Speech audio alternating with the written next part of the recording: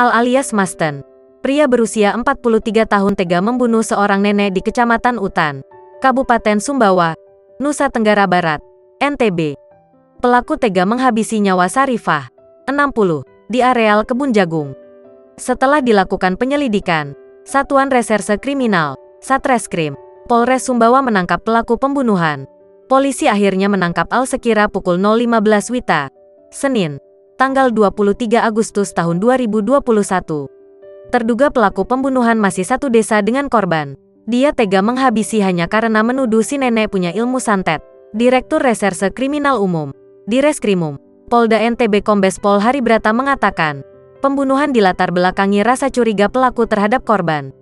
Meski kecurigaan itu tanpa bukti, Al tega menghabisi nyawa si nenek. Pelaku sakit hati kepada korban karena menduga korban memiliki ilmu santet, katanya. Selain itu, pelaku beranggapan kalau anaknya meninggal karena perbuatan pelaku, sehingga pelaku menyimpan dendam kepada korban. Terkait kronologi kejadian, Haribrata menjelaskan, kasus tersebut terungkap saat saksi bernama Hamdani pergi mencari pepaya di sekitar lokasi kejadian.